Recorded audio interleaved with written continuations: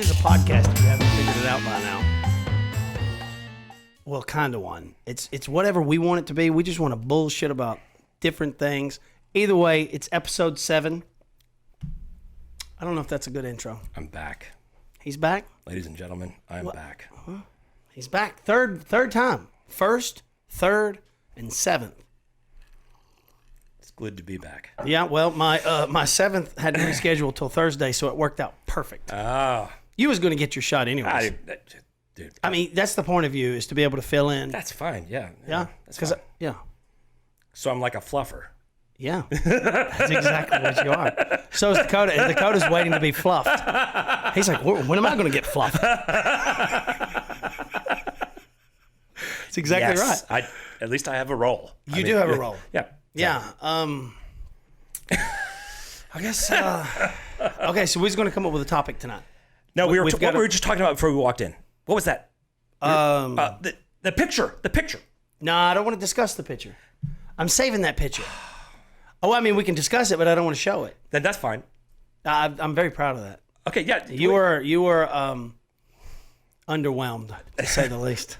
So wait, but it was my first tell the painting story. ever. Tell the story. I don't know if there's much of a story, but my friend that's going to be on next week. Yes. She is the artist that painted those paintings, and she does a sip and paint or whatever it is. Yeah. I think it is. Yep. She does this thing where you can come in and drink alcohol, eat food. Yep. And emulate her work, and it was a blast. I never imagined I would enjoy painting so much. I was so hyper focused on this project, and I kept making. Honestly, I can't wait to talk with her about it. I don't want to go into detail because I had a theory. Yep. Don't. But oh my goodness, it was so therapeutic. But you don't have to. Like, I don't want to. We're just telling the story of what just happened. We're not telling you the were story. underwhelmed. I was very proud of it, and he was like, "Yes, that's pretty good." I was like, You're really? not going to like this answer, but I'm going to tell you the truth. I like the answer because I think it's going to be funny and it's honest. It's both. Okay. The reason that I was underwhelmed by that is because I brought my son to the barber today, and my barber has now become a painter. Really? And he had like a gallery in the barber shop. Yeah. And I walked through thinking, damn, that's amazing. Like, he's really good. Yeah. So I just came off of that. Yeah. And then you had your very first painting. I don't know if that's a fair point of reference. That's all I had. How many paintings has he done? It doesn't really matter, though. But I mean, all I had. And by the way, it's not like I'm exposed to paintings, on a regular basis. Me neither. Well, no, you know what? I do love my art. I got one over here I haven't shown yet. I got another friend that's going to be on. He painted a painting for me. He described it as he said something to the effect it's the way he thought my brain worked, and I thought, oh yeah, that makes sense. So what was it? I mean, what was the It's painting? hanging up there in the corner. I'm not going to put it on the. Oh yeah, I'm not going to put it on. Wow. It's kind of it's complicated, which I would assume that's pretty much how I get described. Sure. Yeah. But I don't know about complicated or complex. I don't know. It doesn't matter. Anyways, the painting that I did, first painting I've ever done, and I almost took a picture of it on Facebook today because I was so proud of it. It does look really good. But then I thought, no, it looks like a little kid painted it. But it should. I am childish when it comes to painting. I've never done it before. But I just want to tell you about the therapy. Okay. Like, it was something to focus on. Isn't that not what you're going to talk with her about? Yeah. But no. I'm just trying to say that it was healthy. And I highly suggest everyone check her out. Mamoski Art. Mo. I'll get more details when she comes on. We'll give her a shout out. Yeah, because I kind of want to do it with the whole gang. I want like 20 of us to go at one time. I 20 wanted to friends. do it last night. I just couldn't. It just didn't work out. We'll switch gears from that too, since that's what you brought up. What was we talking about tonight? What do you want to talk about? We have a few topics. You were asking me the how. Well, I almost think you have to give some background to that. Yeah. It's. Well, I was thinking about it this week. I was riding down the road and I do a lot of notes, but I just do like voice notes. It's really handy. And I was thinking about everything's a trick. Like everything in life, like a proverb, that's a trick that we really don't take advantage of. We hear about these tricks and we don't really apply them. And like nip in the bud. Well, I think we talked about that, right? Or don't look a gift horse in the mouth. Freddie. Okay. Well, I use that a lot. Yeah, me and Freddie may win. Yeah, that's a different one. Well, you obviously don't listen to the podcast because I knew that. Oh, did you listen to Freddie's? Yeah. You jealous? Yes. His smile. Yes, is so I'm jealous. beautiful. Yes, I'm jealous. He's a Latino king. Yes, when he smiled, I just fell in love. Yeah, I know. Well, okay, so enough about being in love. Mm-hmm. But but I think we need to back up just a second. Okay. Well, I wasn't getting into the how just yet. I'm just saying that how we got there, how we got there this week. Oh, you want to go into that? And that. What if we fell into that on its own, or if you want to jump right in, we can jump right in. I'm just telling you that's pretty heavy. It's very heavy, but I mean it was. If you catch me over here breathing, it's trying to process. It's the front end of it's the tip of my spear right now. Well, I mean, if you want to talk about it, or I don't care. It's just the fact that I was going down this path this week, and it's there's been some difficult times, and I'm not going to get into all that, but I was about to send a really nasty text to someone that you have invested a tremendous amount with. That's correct. Yes. Huge investment. That's correct. And by the way, that wouldn't have been the first one, but everyone listening can relate. It wouldn't have been the first nasty text. I know you're going to stay on topic, yeah. But before I forget, I definitely want to segue. After you left the other night, I started thinking about the technology that we have. Ooh, different times. Texts weren't an option. You get pissed off, you wasn't allowed to instantly tell them how you feel, which is not true. You just feel like, go on. I want to get into that, though, if I can remember. No, you're absolutely right.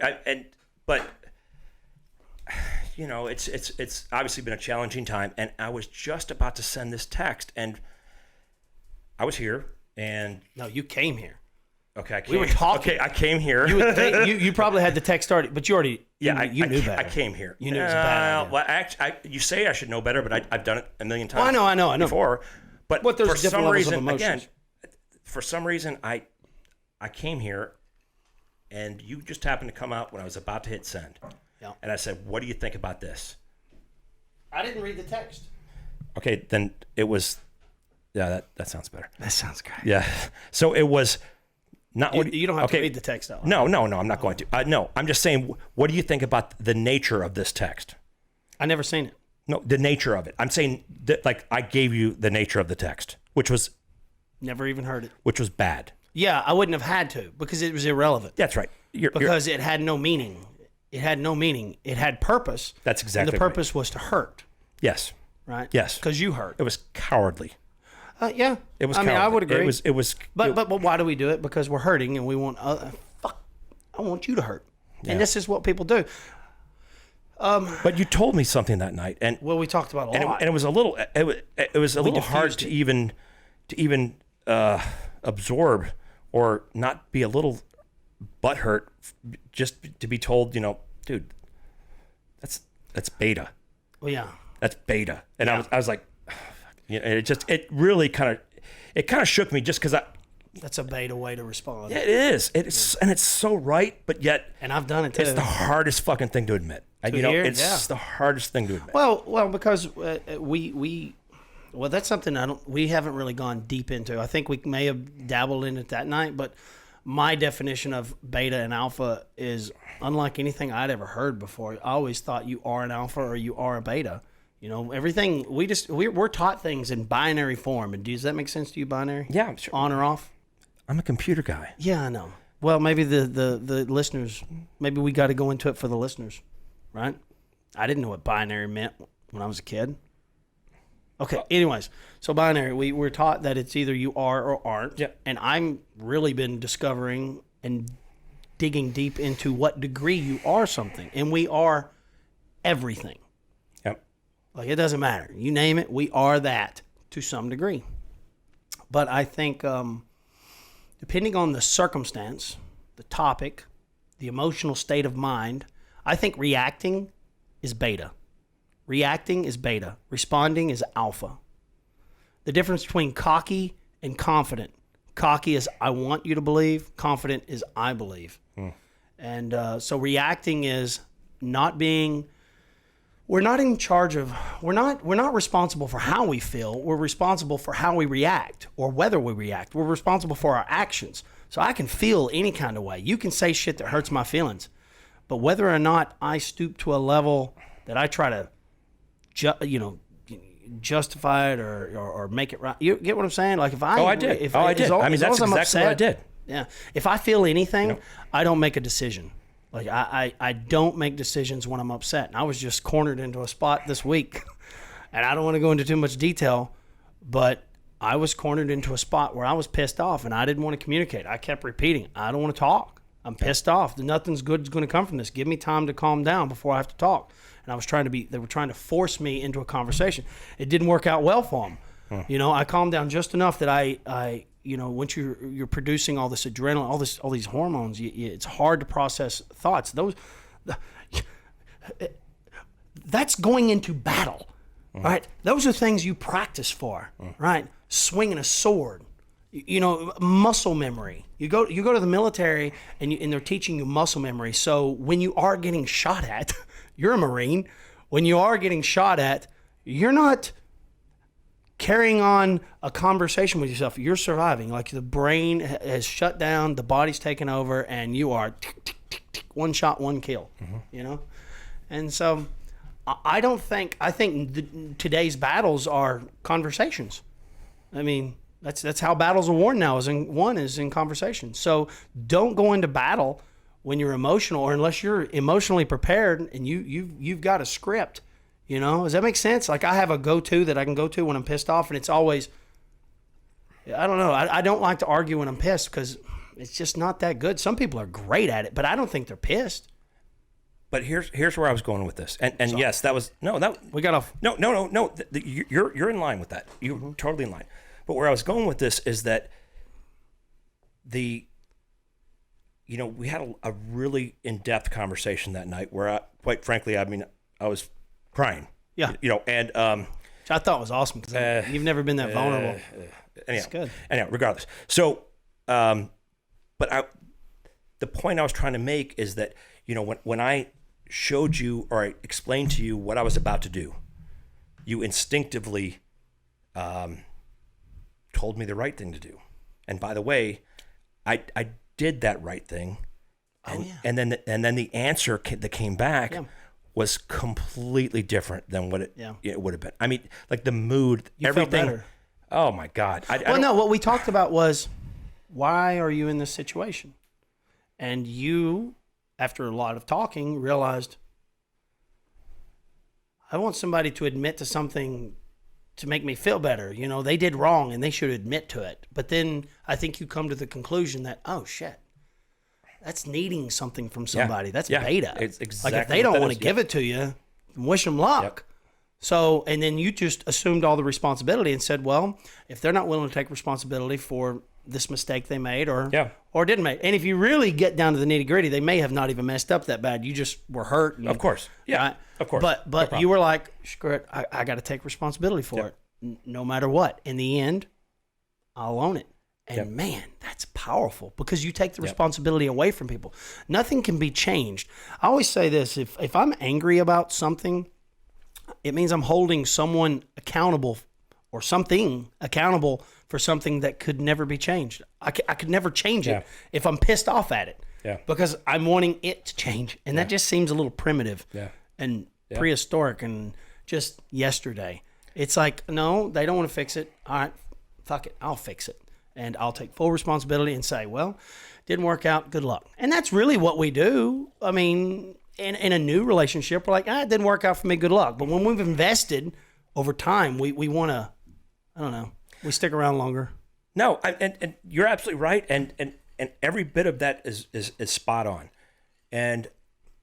But ultimately, I guess the conversation went to, well, I've already done this 100 times. Yeah. Never fixed nothing. And the answer, and then that's where I got to get a pad for this. That's where I got into. Well, then how do I do this? Okay, that's good. So how do I do this? So like I can't, I can't turn off the asshole that I've been for 10 years. Give me a path or give me some direction on how do I do that? Okay, because it was very instinctive for you, and I'm not. Yeah. Again. Okay, so I see. I've discovered that everything in life is a trick. It doesn't matter what level of management you get to. It's a trick. You learn tricks along the way. And that's what I was telling you. I learned this thing. I realized today, life is a magic trick. It's full of mystery and possibilities and unsolved mystery. Like it's confusing. It's really, really like, shit, that seems complicated. So have you ever seen a magic show and that you actually find out how simple it was? You learn the trick, right? It's like, shit, I could do that with practice. Learning to communicate is a trick.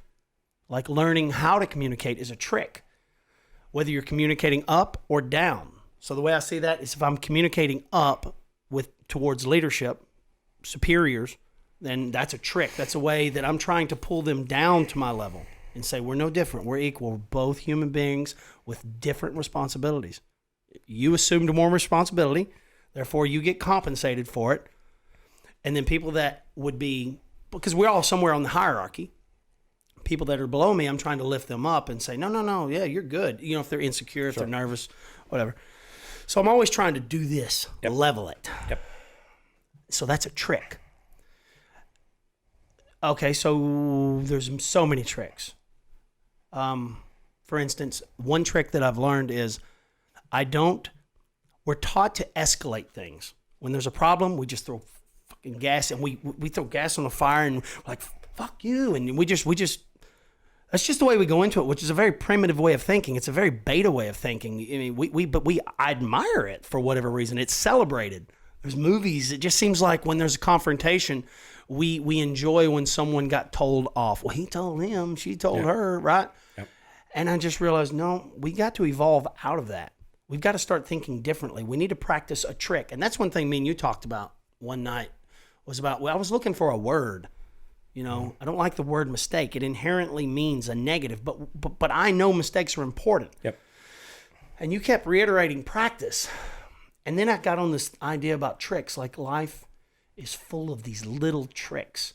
And once you understand the trick, it's so simple. It is so simple, but it requires a tremendous amount of practice. And let me tell you, I struggle with emotion. My wife knows how to, like, really, your wife, your spouse, everybody can relate, you know, someone that is close to you, they know exactly what to say that can trigger an emotional response.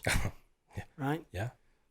And in your case, it was no response is what pissed you off. The lack of a response. You felt disrespected. Like, are you not going to, like, I'm upset here.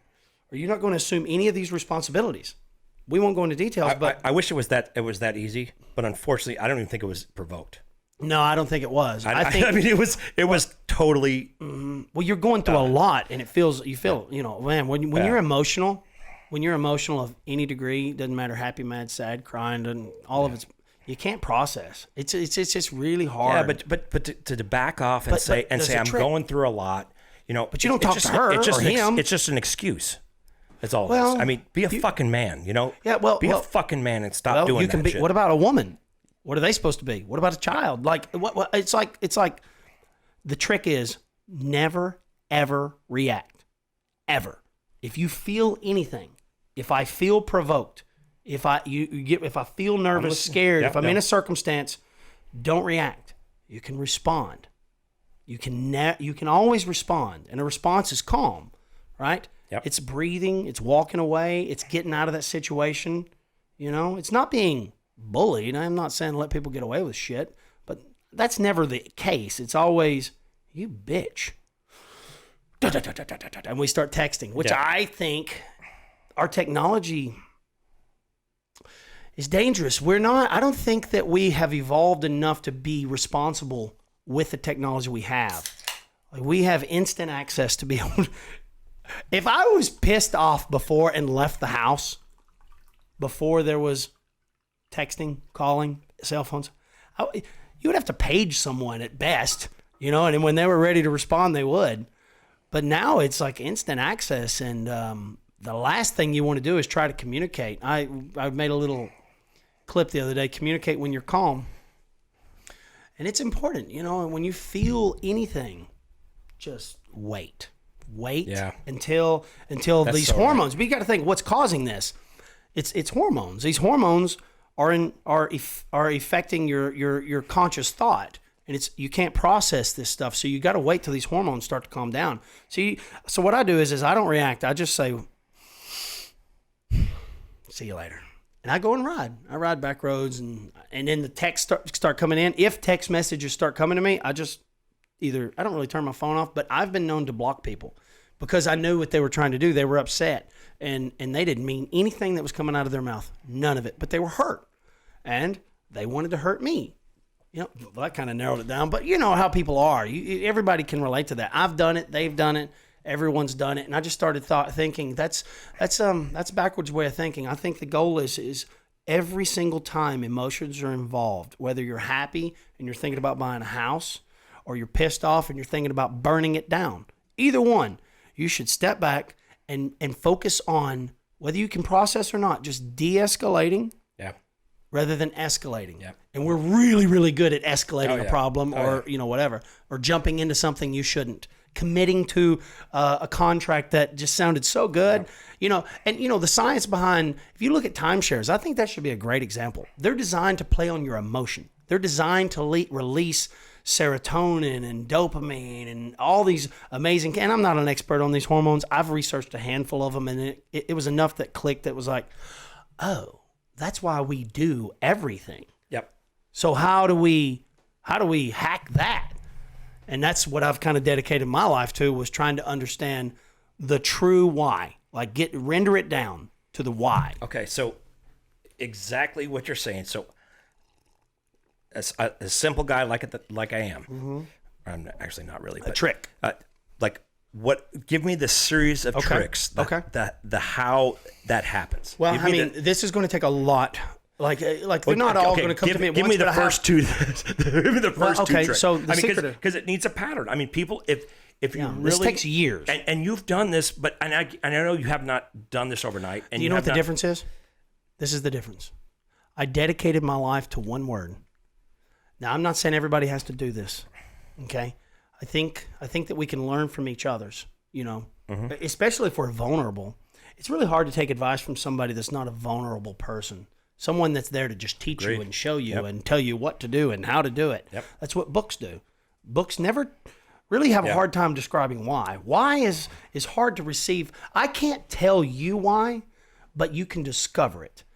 I could keep asking you why, and you and I the other night, we did a little test, right? We did a little Yeah, I didn't like that test at all. Well, you know why? Because it sucked. No, because I was wrong. No, it got really, really close to the core problem, to what we call the root cause, and that's putting it right in your face. It's like, oh shit.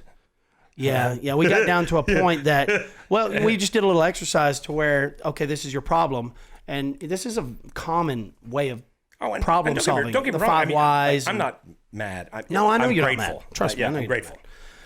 So I'm trying to say that until you understand from within why you're going through this to begin with, which requires a tremendous amount of soul searching, it's really hard to understand why if you never change your lifestyle.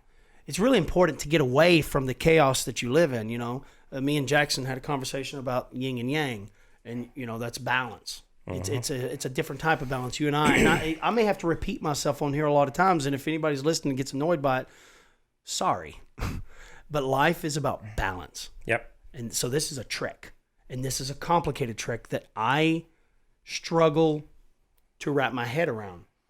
The concept of balance.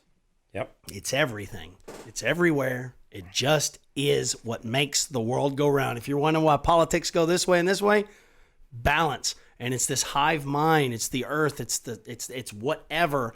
Always swinging it left and right. And it's just instinctual. The way we vote, right? It's a sense. It comes from within, and we all feel it. So you live a normal life. It's really good to get away for 3 days. Go somewhere. Have some time to reflect on your life. Go for 3 weeks, 3 months. I don't give a shit. Whatever it takes for you to get back to center. And that may sound silly. In my whole life, I thought that sounded silly. I used to think, I'd roll my eyes when people would talk about these philosophical things. And then I started backpacking, and I started spending a lot more time alone, which is not easy for people to do. It's why people populate in cities and they 1,000-story buildings, because people want to be a part of something. They're terrified to be alone. Anyways, that ain't really giving you your trick, but I'm trying to, I guess, find my way to it. But I think there's a secret. There's one secret that I've found. It's the how.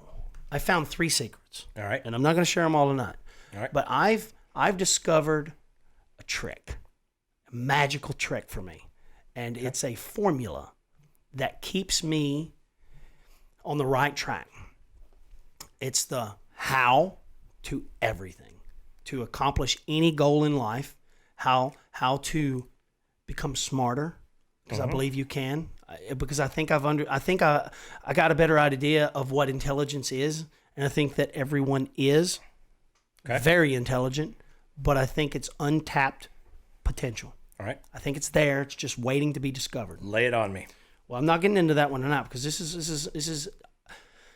I think I've rendered it you're down gonna to do where. with Freddie? No, I don't know. I mean, you can revisit this. Because I got to tell you, I haven't. So it's a process. So it's the how, and it sounds arrogant to even say that you have a path. Maybe it is. Do you love Freddie It more? works for me. Has nothing to do with Freddie. But do you love Freddie more? I love his smile more. I know. It's magnetic. Sorry, I didn't mean to throw you off. The how. No. So the how. And then I discovered, this is actually how I discovered it. I discovered the how. Then I discovered the why. Then I discovered the what. What the human species is doing. Mm-hmm. What are we doing? And then how do you do it? How do you get better at it? And then why the hell are we doing it anyways to begin with? So it's almost like I do this exercise. I've done it a handful of times. I would say maybe 8 or 10 times. No, probably not in that many, because it's exhausting. It really, really is. I mean, you really got to explore and be really an open-minded person to even consider it, because most people would just shut it down, waste of their time. They're never going to listen to it, and that's fine. This is my path. I don't think there's any wrong path. I think as long as you have a path, it could go in any direction, but a path is important. Yep. You need a series of tricks to kind of get you through life. The how, though, I always draw the how. So what's the problem? So let's just get with the problem. So let's think about why you're in a. So if you understand why, the how is simple. Now the why, I'd have to draw. The how, I probably should draw. The why is pretty cool, but okay, don't get too deep on anything, but.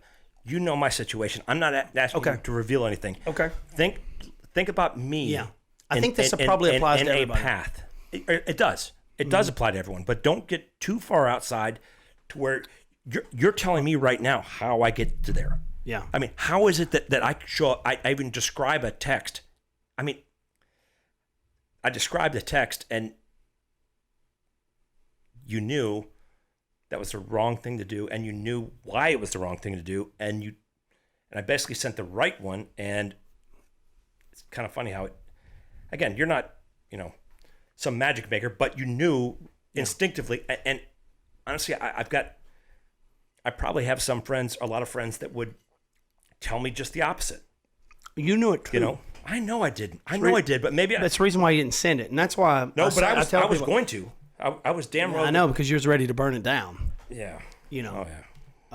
So, wow, is this how do I? Okay, so my how You're has just thinking 4 about parts. Me. Okay. I don't know. So, if you want to know how, you got to know why. That's the trick. The trick is, like, I can give you a trick to make you successful, smarter, more compatible, more desirable, right?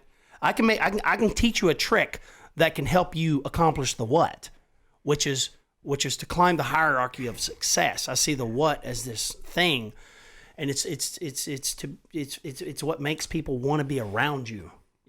It's but the how's really regardless. The how's really there's no point in even really going down it. Now, if you was asking me how do I accomplish things in life, or how you asked me one night, how do you get people just to talk to you? Well, I can tell you that's part of my how. But what you're trying to discover is if you went to therapy and you said, tell me how to fix my life, they fuck up because they don't tell you why your life is messed up anyways, to begin with. And maybe I'm trying to figure out if I can use my little formula and it all relates. I think the why is what's maybe more important right now. Maybe we should focus on the why. And Let's talk about why. And I don't necessarily. I love the why. I don't even necessarily want to dig Let's into talk about me, why. Let's talk about why. But to keep it No, let's do why. on a plane, Let's talk about why first. Because I'm telling you, man, I can give you every how in the world. I can write you every trick in the book. I just have a feeling I'm not going to like it. That's fine. I mean, I know I'm not. I know. So I'm not. can we be a little course. bit transparent? Yes, of course. And we're talking about marriage. Of course. We're talking about relationships, of course, friendships. Yes. So ships. Of course. I always talk about my ships. Of course. Yes. For sure. Okay. So hey, Dakota, would you look this up for me? Hey, look. Here's the thing. The why is the Steinberg Triangle. I think it is Steinberg. Why is that? I didn't write this formula. In theory, this is not live. So I mean, if something came out that really could not. Well, I would never. I'm not worried about you. I'm worried about someone else. I'm worried about someone getting drug into a conversation that doesn't. I mean, you're married, so when we talk about your wife, whoever may be watching that knows you knows your wife. So it would be unfair. And even when I talk about my problems, I have to be conscious about. Well, do I want my wife to have to? You know what I'm saying? I'm just trying to be respectful. No, and I genuinely appreciate that. I really do. But the unfortunate thing is I kind of feel like I'm going to end up in this. Well, no, the why I think is it's the most important part. It's the most important part. Yeah. And then once we understand why, because look, man, everybody knows how. There's a book for everything that teaches you how and what. But those things, why are we still writing the book? It's not effective. It's not effective. It doesn't work. The world is in utter chaos. Marriages are falling apart. Friendships, relationships, businesses. Like people just don't understand why it's falling apart. And I think the secret is it. Did you look that up, please? Is it called the Steinberg? How do I pronounce it? Steinberg. Okay. So I discovered this thing called the Steinberg Triangle. They don't describe this thing as the why. I realized, oh, this is why. Like, this is why. So the Steinberg Triangle, and I'd really like to draw it, but can you visualize a triangle? Sure. At the bottom left-hand quarter of that triangle is passion.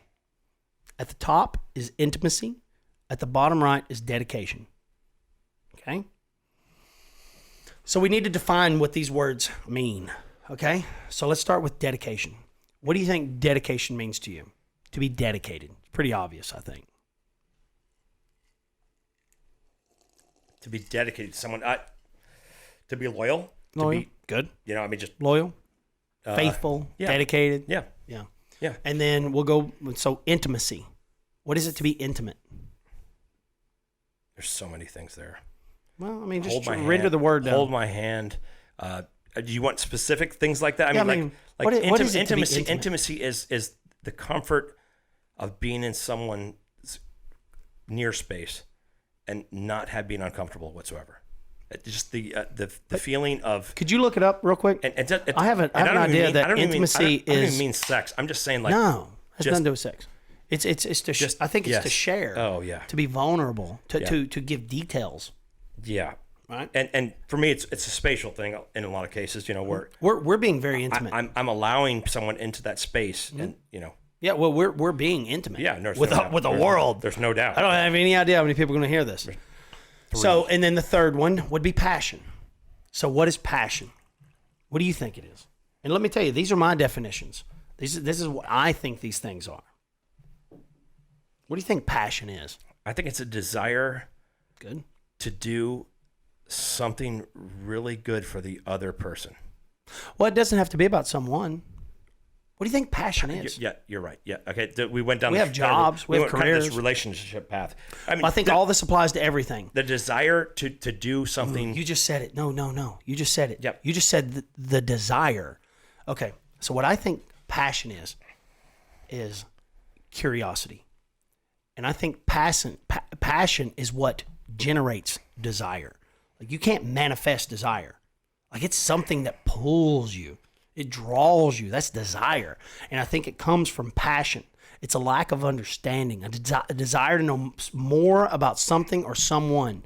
It's the purest form of curiosity. You would dedicate your life to something you're passionate about. Yep. Or someone. Right? Okay. So let's assume we're going to call this a relationship. Like we're going to call this these are the key features of a relationship, the key components of a relationship. What do you think the first thing I'm not going to say get, but for lack of a better vocabulary, what is it? What is the first thing that happens in a relationship? Is it intimacy, passion, or dedication? Passion. Why? Because I'm hot as fuck. You are, but your passion, your desire does not come from yourself. It comes from something or someone else. Totally right? a joke. Yeah, I know, but I love that. I loved your answer. Yeah. But why do you think passion is the first thing you get? It's all visual. It's all it has no content. Content to it. We're talking about a female. We could talk about a hobby. I keep going back to that. Yeah, no, I know. I think this is just as important. It could be a friend. You get satisfaction from it. I mean, you want to know more about it. You want to discover it. Yep. Like it's something that piqued your interest.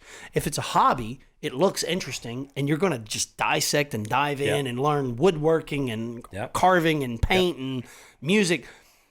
Or a woman. That passion could have been generated from a look or a pheromone, right? Mm. And that desire is fucking powerful. Hmm. Now, if you have passion without, what is the second thing you think you get in that? What is the second thing you would get in any form of a relationship? Well, let's go back to, we're going to talk about relationships with the opposite sex or same sex, whatever you're into. All right. Okay, so what's the second thing? So you have passion, dedication, intimacy.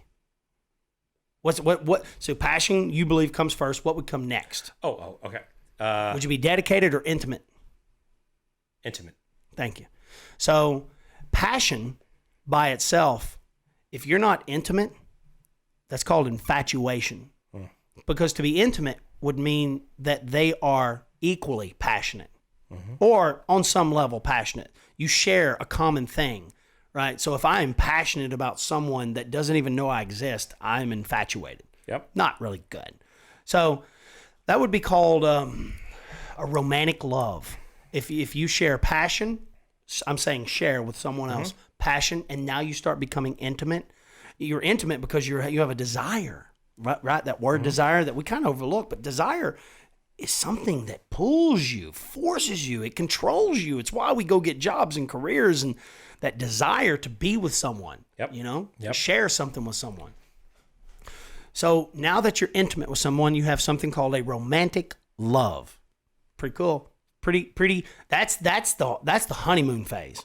Right? I wouldn't even call it honeymoon. That's the getting to know. That's the dating. That's the hormones are firing and holy shit, I got to know. I'll stay up all night long. I'm going to talk to this person every minute. I'm going to drive. I'm going to fly. I'm going to do whatever I got to do to be in the presence of this person and know every detail about them. It's really a desire to know more about them rather than tell them about you. Like you have a desire to know more. So the third thing would be obviously dedication. So now you're in a relationship. That is called a consummate. When you consummate a marriage, to have sex, used to it would be when you consummate, you seal the deal, you get married. Yep. Now Steinberg describes that as a true love. And Dakota, I may have to use you for a reference because I haven't got I forgot half the mind. You got to go piss? Yeah. Oh, that's cool. We'll go right here. Where are we at? Just so I know where to come back to. We are at passion and intimacy and desire, and now we have a consummate, and we'll come right back. Is this losing you? Hating it? No. I really just have to piss. I really have to piss. Rolling. Yeah, we're rolling. We'll get back into this. Sorry, we had a little piss break. I didn't. He did. We had a moment. We talked about. We'll get into that. I want to stay on topic with the consummate. That's where we were at, right? We were about the why. We've discovered the passion. We're intimate. We're dedicated or committed, and now we have something called a consummate. He describes that as true love. I mean, it's the whole package. It's fucking beautiful. We've all experienced it, haven't we? Sure. It don't last long, does it? Can, but it can. You're damn right. It could last a lifetime, but it requires a lot of work. Yep. So this is the why. I think if you could wrap your head around this concept, you would understand why you're in the situation you're in. Okay? Boy, that thing rips. fog up the room? Are we setting the mood? Are we setting the mood with that thing? Maybe. Do I need to get a fog machine in here? A little Barry We're going White. to stay on topic before I piss off everybody. So the why, we have a consummate. So now that we have a consummate, we're in love. Happily ever after. We got the house. We're married. Life is great. And it tends to start falling apart shortly thereafter. We can get into the why, and that's pretty freaking awesome. We'll get into there. But what do you think is the first thing that you lose in that consummate out of the three?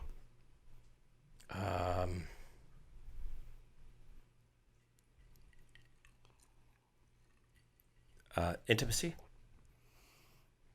Good. I mean, that's. Yeah. You think?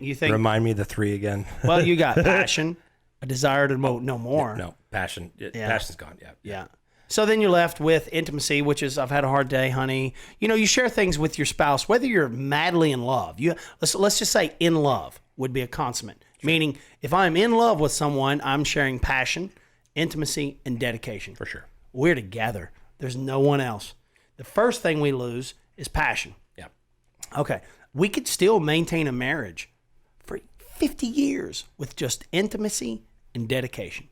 And that is called a compassionate love, I think. Is that correct? Mm-hmm. Yeah. A compassionate love. And I would say that's 90% of all successful marriages. Yeah. Friendships even, you could almost say.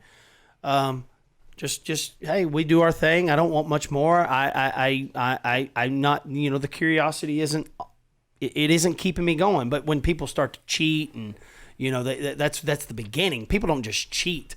Dedicated people don't just cheat. Dedicated people don't just want to end the marriage or just fight.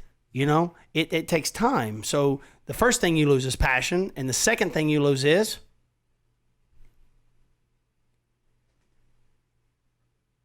you have intimacy and dedication left.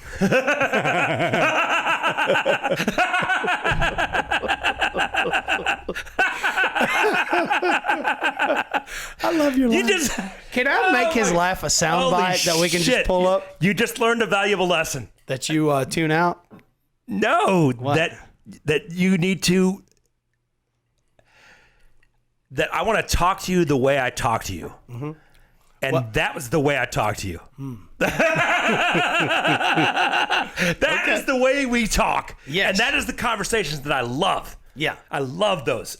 And by the way, we've had some serious ones too. I mean, yeah. I'm not saying that, but that's it. Well, that's it right there. Just for the listener, Snake, I got to get through it though.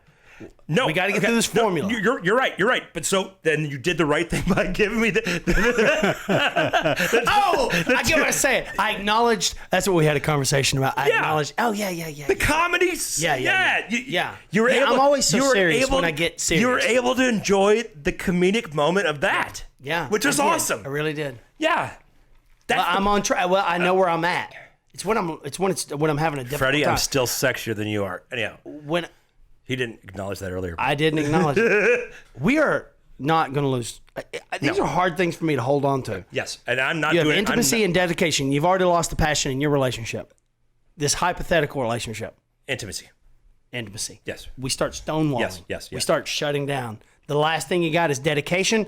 What does that one leave you, Dakota? What is a dedicated marriage relationship? Like all three? No, just dedicated by itself. Bound for failure. Is it empty? It's an empty love. It's an empty love to be dedicated to someone that you're not intimate with or committed with. Like, I'm dedicated to this person that we don't share ideas and dreams and desires. Yep. We're just paying the bills, getting the kids through college. Yep. Holy fuck. Yep. Put a bullet in my mouth. Right? We wonder why suicide's so fucking high, why cheaters cheat. We've lost it. Like, so the secret is how? I'm there. How do we I'm keep with it? you. So you understand why you're fucking miserable. So what is passion? It's a desire to know something or some it's a desire. It's desire. That fucking word, desire, to desire something. A desire to know more about someone. Meaning they're evolving, or you haven't got them figured out. And if your spouse or friend is always becoming a better version of themselves, that is fucking desirable. So when I'm always saying your goal, your focus in life is to be a better version of yourself, that can keep desire alive forever. Agreed. But if you just hit the 40-hour work week and you say, okay, I'm making 60 G's a year or 100 G's a year, 7 million G's a year, or 7 million G's, that's not a... It doesn't matter. It doesn't matter. Once you've plateaued in life, you're not growing as an individual. You stopped evolving. You stopped becoming a better version of yourself. I figured you out. There's no more questions. I start to lose passion. And if that continues, it depends on the individual. Sometimes intimacy and dedication ain't enough, and you just like, listen, I'm kind of done here. I just want to wish you luck. Or you go cheat, or whatever. Yeah. That's why I'm not mad at people that do cheat. I think I understand why they cheat. It's you need some desire in your life, and that's what you're seeking.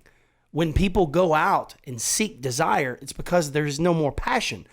It's because if someone ever cheated on me in life, it's because I became boring, and I have a responsibility to society to always become a better version of me, not to become a good version of me.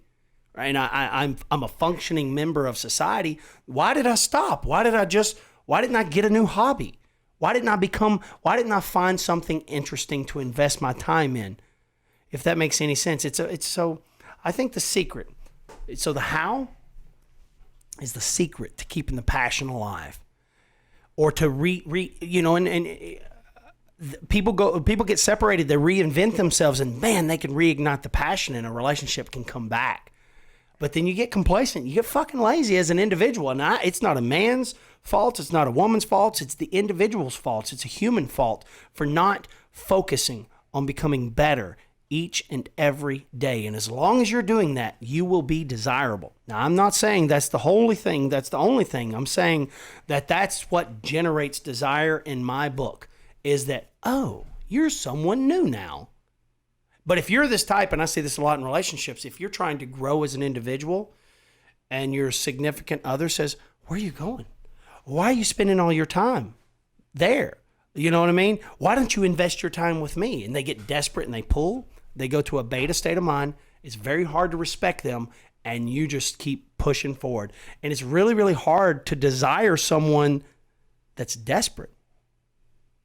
Right? So if they're not focused on themselves, we get confused and we start thinking we should be involved in the other person's life to the extent that we should have some say. Fuck no, man. If somebody gives you a say in their life, it's because you've earned it. And if they don't want to give it to you, then you should go and figure out what you need to do to be respected.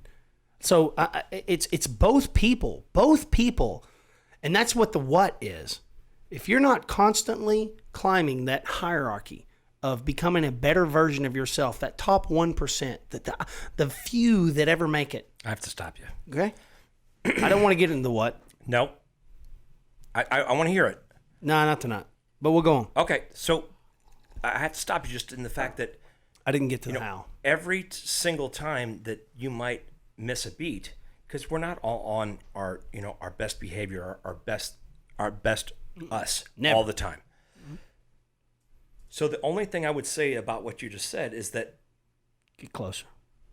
Is that the you shouldn't have to worry about if you miss that beat. Then you have to blame yourself for not being that advanced person. There should be a certain amount of loyalty there that happens. And again. That's when you have a compassionate relationship. You have intimacy and dedication, right? You're just loyal. That's loyalty. I'm going to stick it out. But eventually that comes to an end. When you stop communicating and there is no more intimacy, it's like... But I think a marriage is a series of changes. I don't think that it doesn't just... It's not a linear path.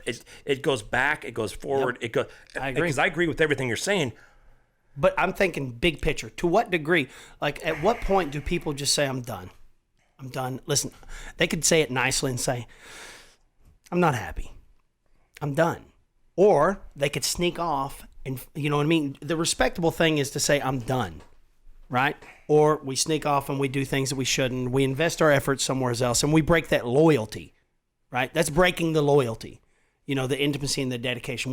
We've destroyed the dedication at that point. And like I said, I'm not mad at anyone that is listening, and if you've done it, I could care less, because we get desperate to feel something, man. If we don't feel desired,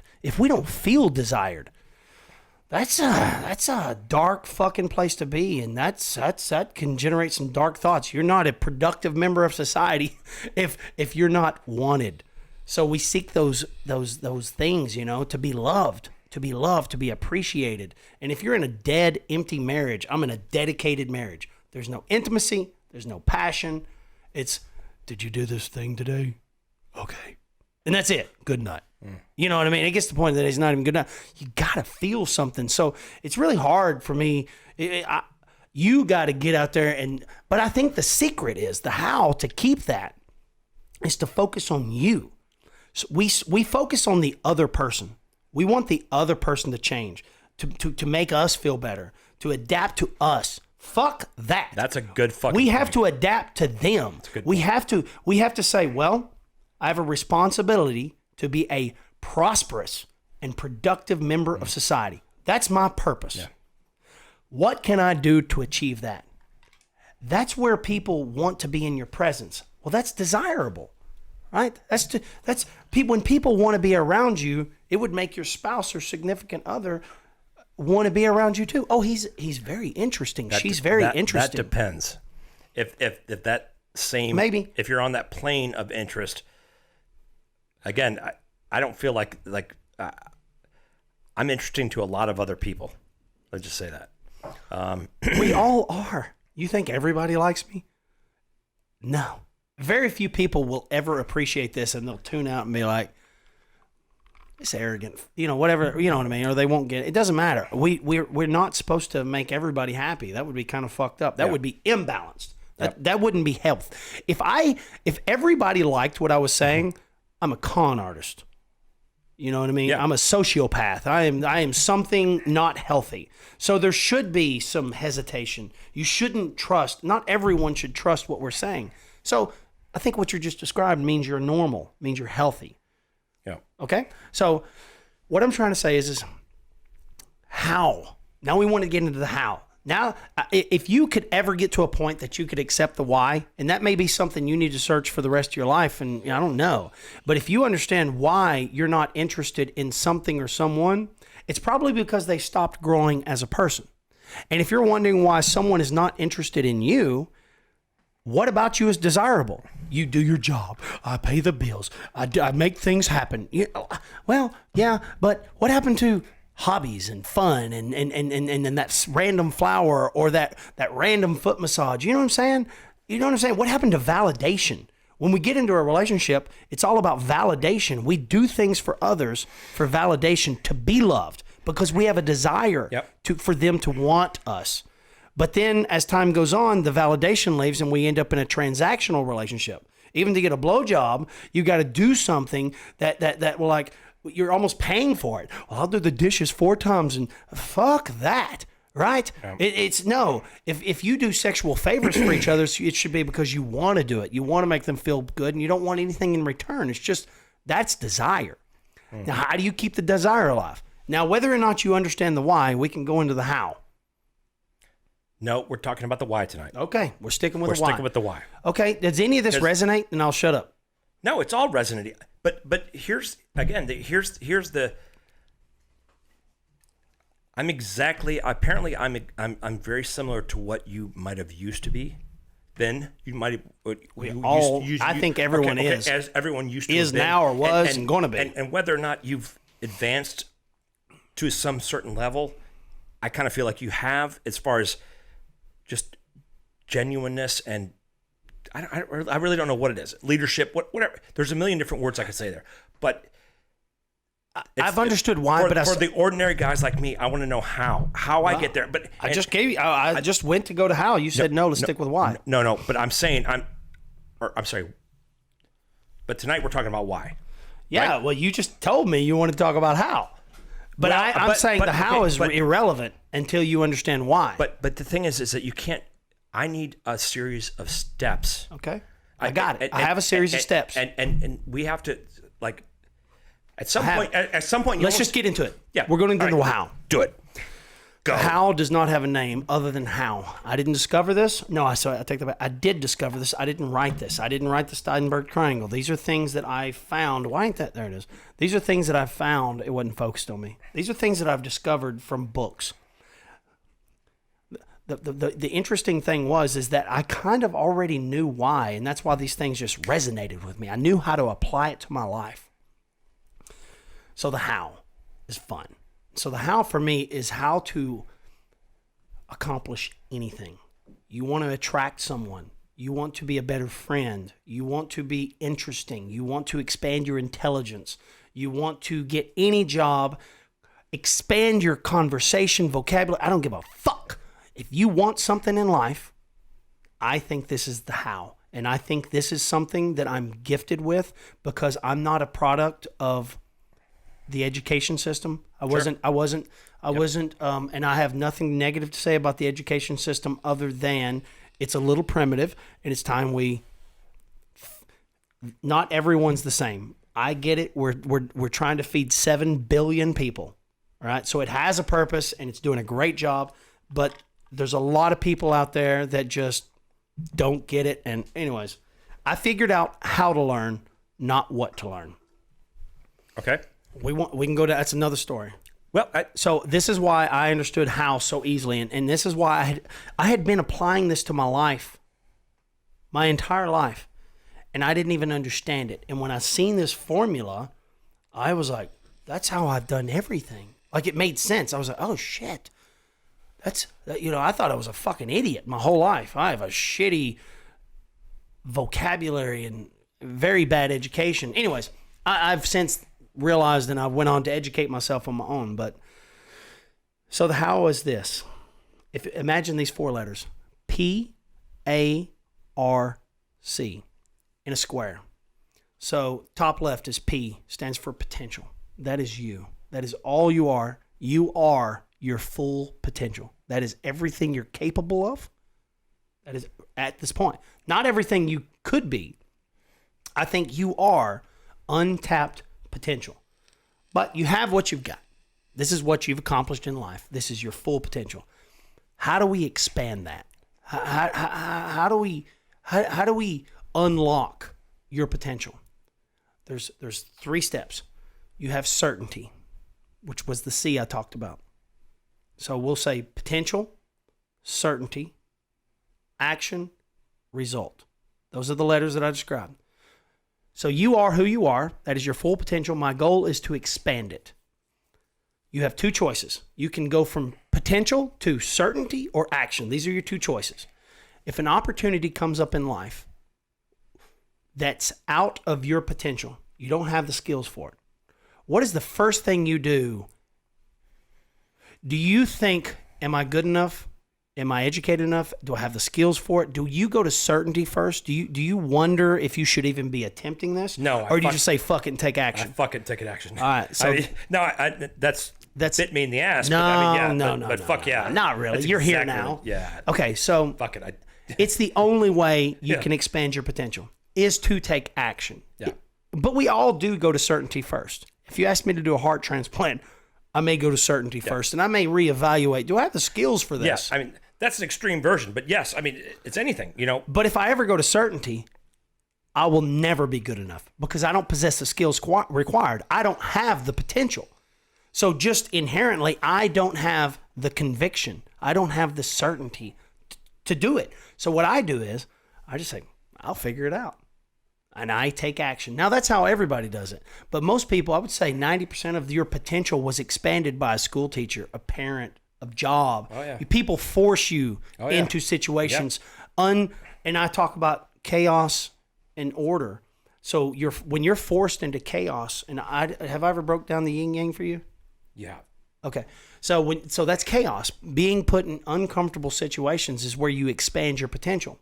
Now, let's say you have an opportunity in life and either life forces you to do it, or if you're really good about just saying, fuck it, I can do it. We'll figure it out. If that's your attitude, I don't know, we'll figure it out. No matter what, after you take action, there's going to be a result. And from that result, you learn something. You may have discovered, oh shit, maybe it wasn't the result I wanted. Maybe my first painting didn't turn out the way I want. But now that I've attempted it, I actually see how I could improve. Oh, yeah. And the next time, I'll be better. So guess what happens? My certainty goes up. And I expanded my potential.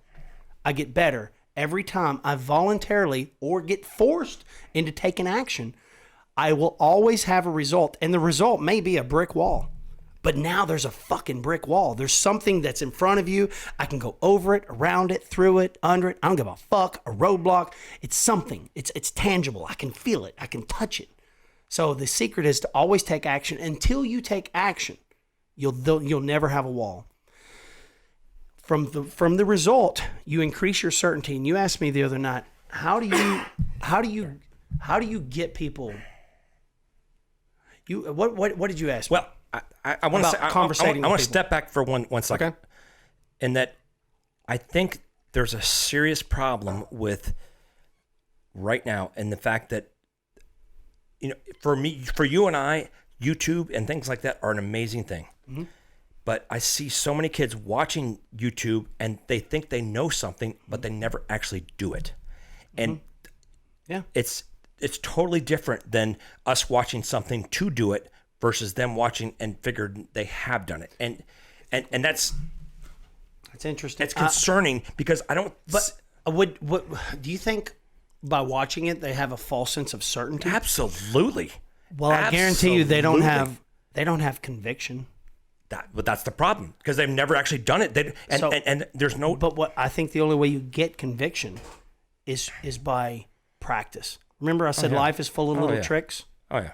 So you take action. You have this little trick. You've seen how a leader interacts with people, right?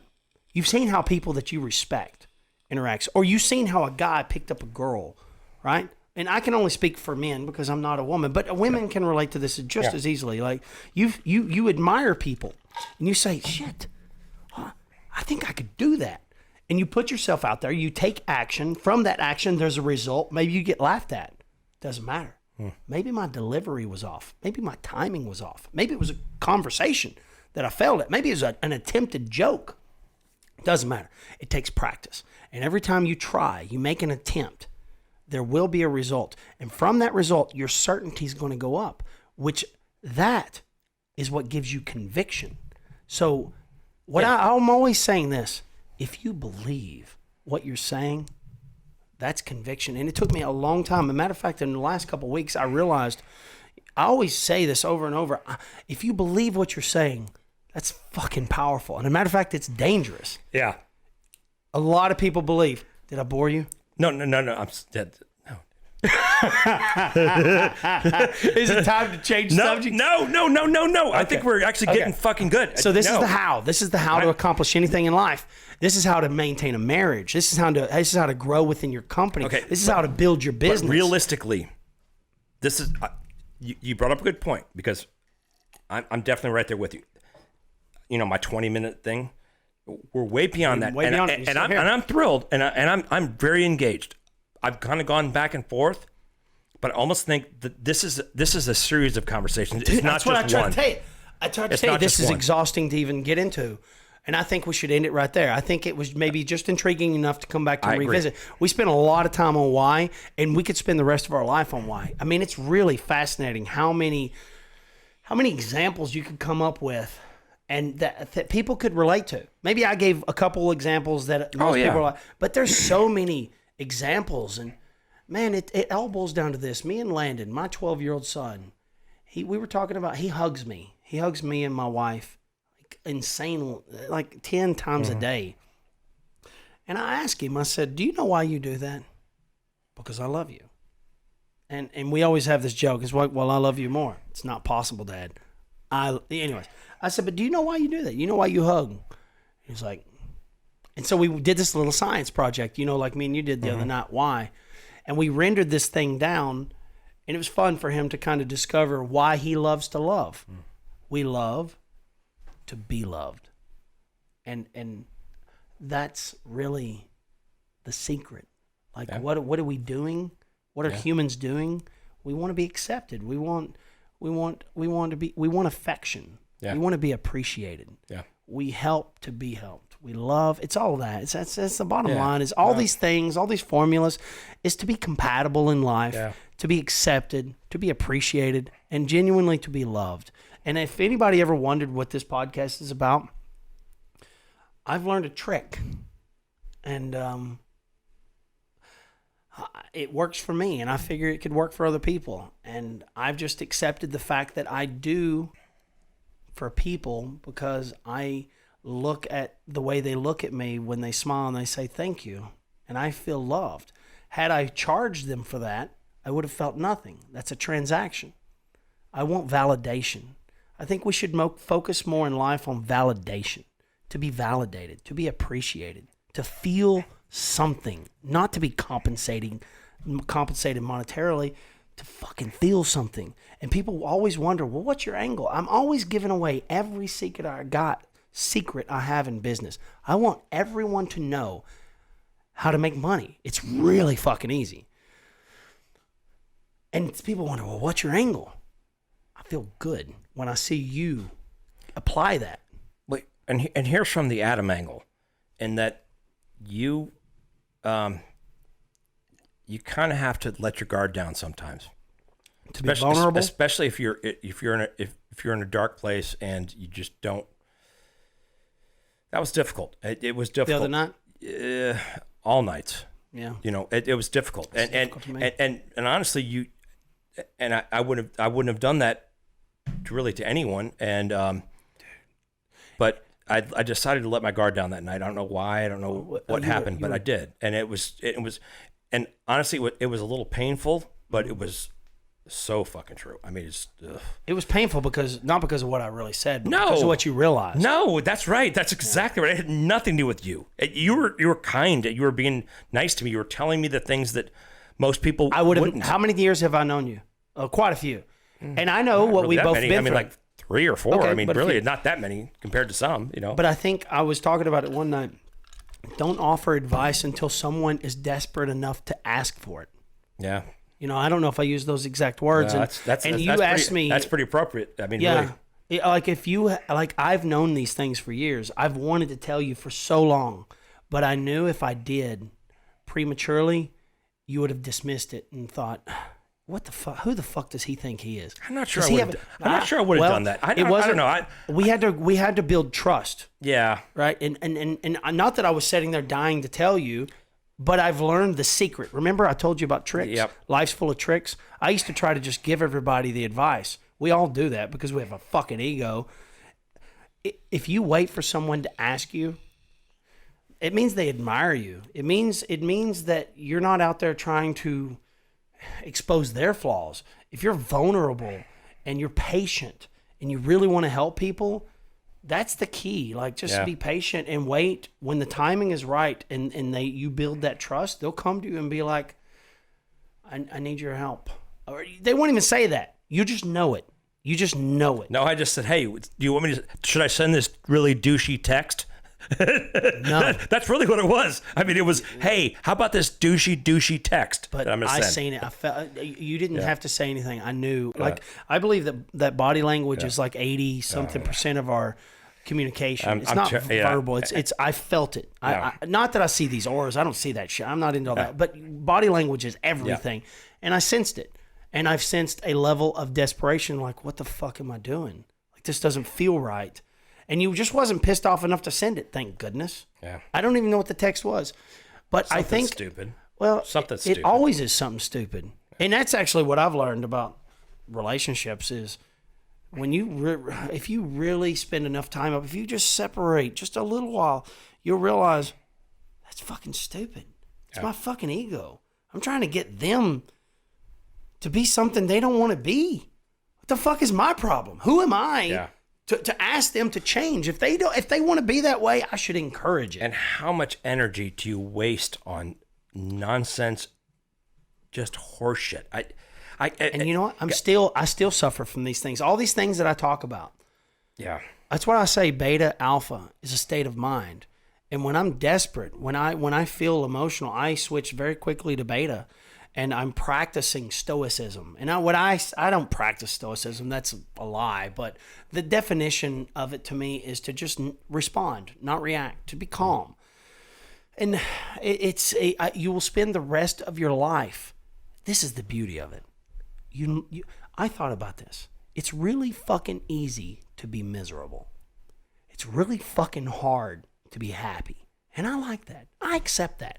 I know, but I know that I have to work for it. As long as I'm alive, I have to put in effort. I don't have to put in any effort to be miserable. The body has no problem releasing cortisol, making you feel like a piece of shit. You'll feel like a procrastinator, anxiety. All these emotions start setting in because your body's releasing these hormones because you're not productive. Yep. So just sit there and do nothing. It will kill you. So that's pretty fucking easy as far as the effort required from Adam or Nathan. Yeah. But to be happy, fuck, that's hard work. And what we do is we look for shortcuts. Bad mistake. We take pills. We gamble. We find instant satisfaction, instant gratification. And the problem is it comes on quick and it feels great, but it goes away just as fast. We have to set hard fucking goals. Long term. I want to be better. I want to set something up that I could be selfish with. Like I could set myself up for life. And then but create it in a way that so many people can benefit from it. Financially, emotionally, whatever. And that's satisfying to help other people. Anyways, I don't want to keep going down that road, but anyways, I guess that's ultimately... Anyhow, so I have to pee again. We're going to wrap it up? Well, wait. How long has it been? How long have we been going? But You want to keep going? No, I just want to say that, I mean, that could have been life-changing last night. It could have been. I'm not quite sure. Like, today I've kind of... I don't know. Nothing happens overnight. I mean, it's a series of steps that get you to that point. Long-term but goals. there's some kind of smack in the face or something that you have to experience. Oh, yeah. To get that. And I mean, you actually literally did not smack me, but the things you said, I was embarrassed. I was embarrassed I was even thinking that way. Too. I just really, it was fucking suck. It sucked. But I always want to tell you, see, you think I'm different than you. You think, oh, Nathan's got it figured out. I don't. Maybe I got it figured out, but I am subject to my emotions. My emotions, I'm not responsible for the way I feel. I'm responsible for the way I act. I'm responsible for my actions. So that's why I say never, ever react. You can respond. If somebody wants a response, well, just don't react. So, but I still struggle with it. I mean, it's difficult, man. Yeah. And I figured out this trick that just, it gave me a path. I never said the path was easy.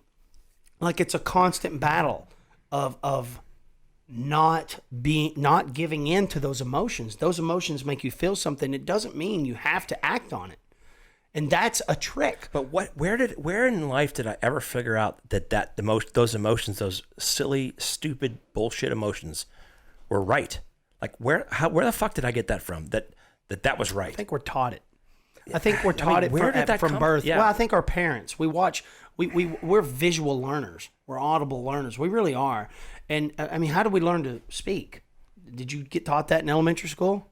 You know, how do we learn anything from the time of 0 to 5? We didn't go to school. We were highly educated, and it was from visual experiences, audible experiences. So if you wonder why we've been taught to escalate a problem, just look at how our parents interacted.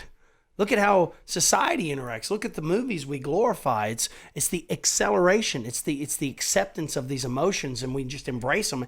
And that's not good. We've been taught the opposite because it may feel good right now that I told that motherfucker.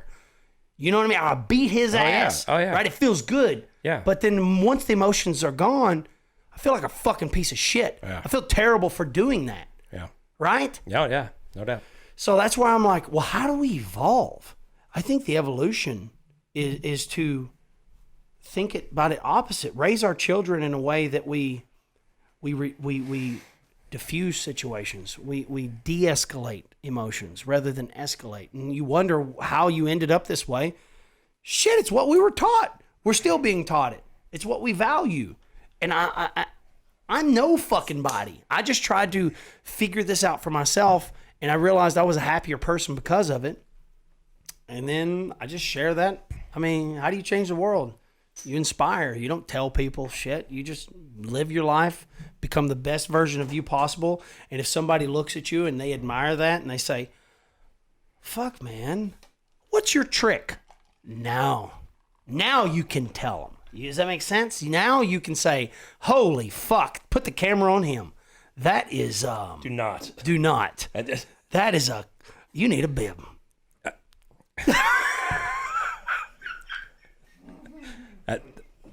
Take the camera Did you off shake me. that up? No. Was that a nitrogen coffee? I have no idea. That is a nitrogen coffee. No, it is what are not, you doing drinking nitrogen? It is not alcohol at all. It's a nitrogen coffee is what I said. Oh, yes. It's exactly what that is. Yes. Exactly what that is. So, look, all these things are, that's why I knew this would take years. Because I'm not trying to teach anyone. I'm not trying to tell anyone how to get what they want. I'm trying to figure it out for my fucking self. Like, I need a soundboard. You guys are here. Everybody that I invite on is someone that has an open mind. They're not stuck in a box. They're not trying to fucking argue with me. You know, we're all just trying to become a better version of ourselves. And I think we do that by understanding why we feel this way to begin with. Why we feel something. Because what we feel is something internal. It's not conscious thought. It's subconscious. It's something beyond us. It's something that says you have an imbalance in life. And it needs to be corrected. And that's why I always talk about balance. It always goes back to balance. You wonder why you feel something? I figured out the root cause analysis to everything. Right? I have a trick. And I think it's what made me really, really efficient at problem solving. Because I figured out early in machines that if it's not running properly, there's an imbalance. And I realized the imbalance is usually temperature, pressure, or vibration. Those are three things that you can measure very easily, right? So is it so the motor broke? Do you change the motor or see? So we go through life diagnosing symptoms. The problem. That's why we're on all these medications. That's why we get bad advice. You know what? That's the fucking major problem. When you're getting advice from people, they're diagnosing a symptom, not the goddamn root cause. You got to know the root cause. You can't diagnose symptoms. So if my motor went bad, okay, here's a good example. I was following this YouTuber that bought a car in South America, and he's going to drive it like 30,000 miles to Canada or wherever. This was a bus, a VW bus. Remember the VW bus have the rear engine? Okay, so he buys this bus. He makes it, so many miles. He gets up in these high altitudes. It's running like shit. They adjust his carburetor. Bitch is running great. He's fucking flying because it's lean at high altitudes, thin air. So they tune the carburetor to where it runs at its best potential at thin air. So if that, I don't know if people will get that, but running lean means thin. Yeah. He's running great. He all of a sudden his engine blows up. Shit. He rebuilds it, puts it back in. He went through 9 engines in a time. How quickly? I would say sometimes he went 50 miles, sometimes he went 100 miles, but never more than that. He would burn it up. So the symptom was my engine broke, and they just kept rebuilding the engine. And they kept, that's fucking insane. Why would you keep rebuilding this engine? That's a symptom. The symptom that it's burning oil, it's running hot. Those are symptoms. So we troubleshoot symptoms, right? But we don't really diagnose them that way. We should be looking for the root cause. But guess what the root cause was? He came down off of a high altitude.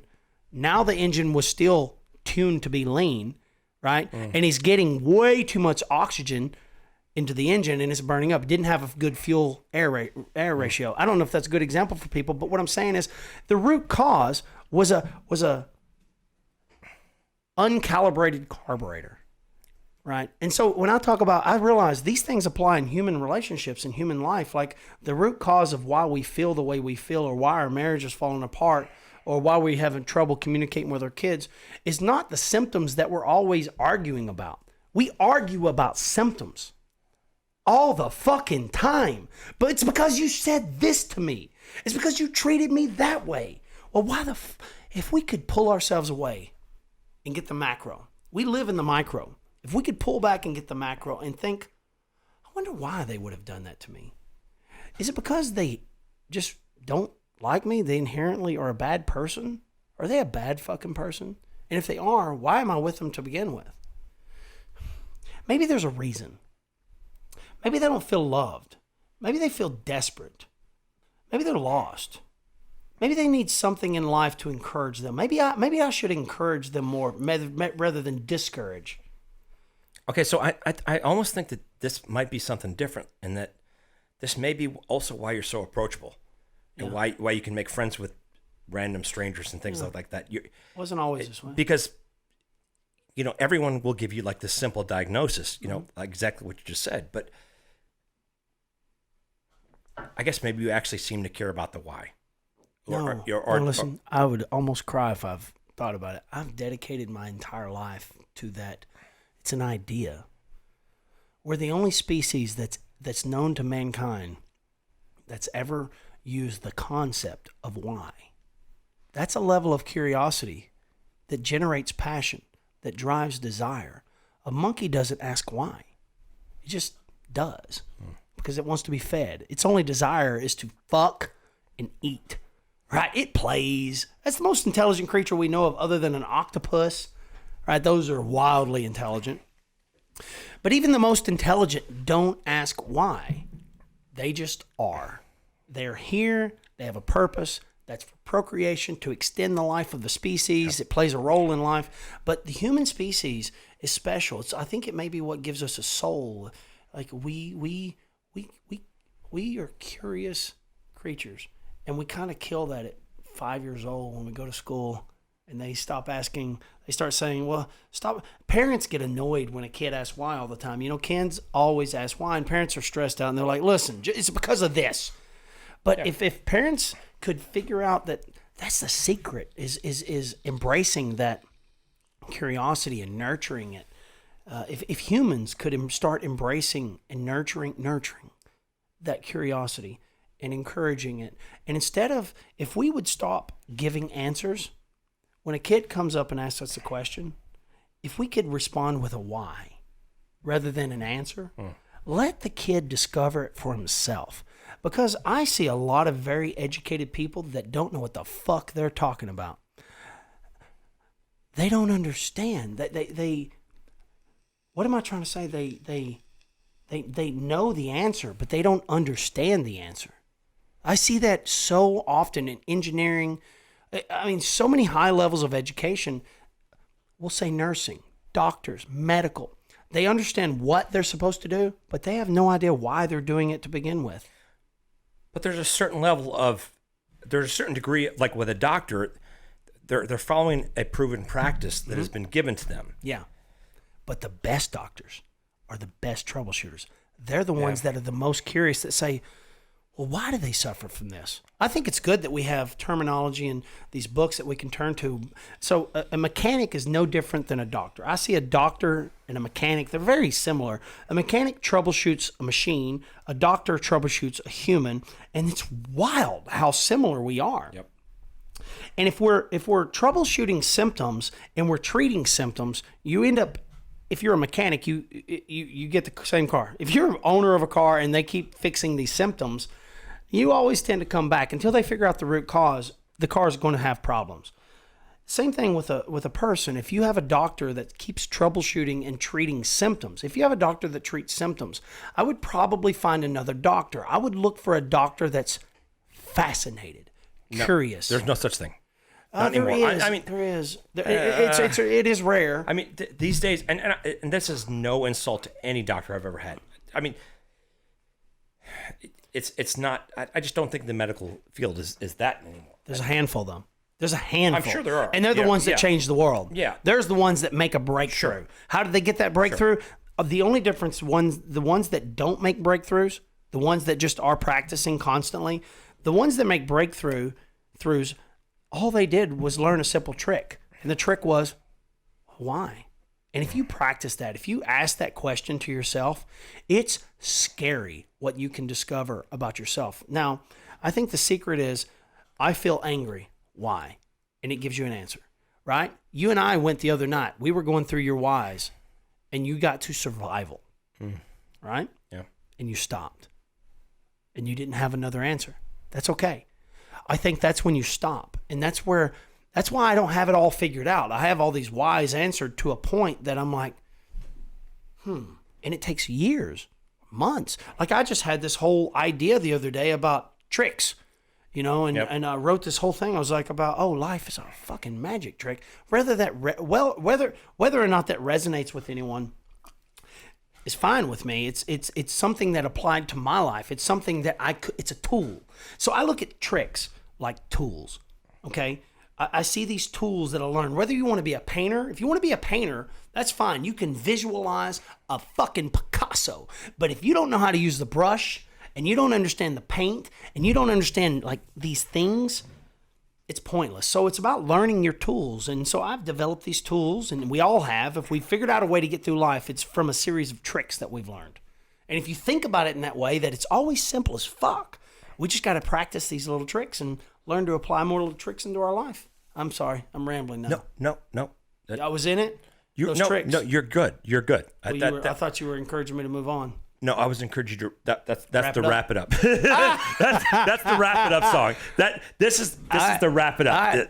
I think we had a good night. I think we had a great night. You always say, Nathan, you got 20 minutes. I think I went beyond your 20 minutes. Your attention span of 20. And our goal was. But something changed there. Something changed. I'm telling you, something changed between the first and second half. You'll see it in the video. You'll see it in the video because, and I'm not saying no. Something changed. I don't even know what. I'm just saying that. Yeah, I think it was a productive conversation because I haven't had these. I haven't explored these ideas in a long time. These are ideas that I've discovered a while ago, and I was nervous about even trying to speak about them live without having a conversation with somebody first, because it's not easy for me. You know what I'm talking about? No, I know exactly what you're talking about. I'm just this is complicated shit, and I love it. But I just know if I'm, considering myself like the common denominator person, I try to rein you in to where I want to see the way. I mean, I think all of your ideas are great, for sure. They're amazing. I mean, really.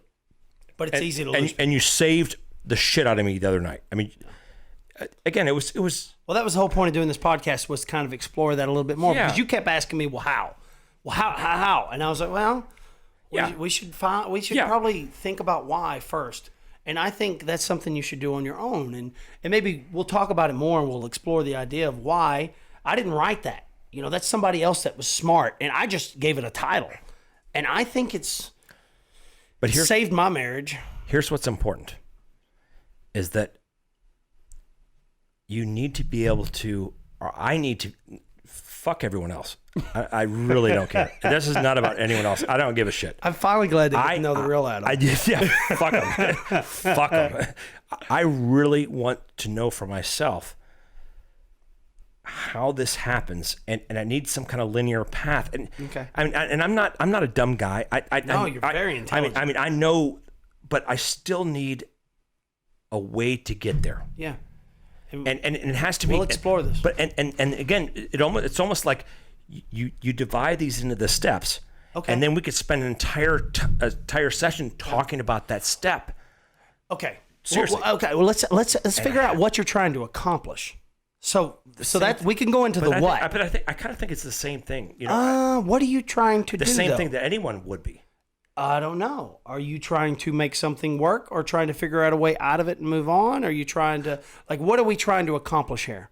And then we can put together a plan. Oh, so by the way, I see it as being much higher than that. Okay. My current situation really has nothing to do with it. And if that felt like we went a little no, personal, no. Okay. Never. Okay. You're good. Now that we're I've been there. Now that we're not live, I can say whatever the fuck I want, right. and then But it is live.